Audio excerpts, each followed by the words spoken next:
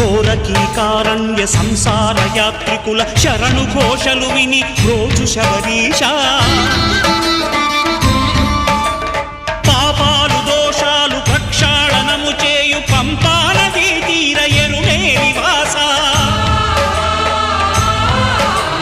నియమాల మాలతో సుగుణాల మెట్లపై నడిపించి కనిపించు అయ్యప్ప స్వామి సంక్రాంతి సజ్జోతివై అరుదెంచి మహిమలను చూపించు మణికంఠ స్వామి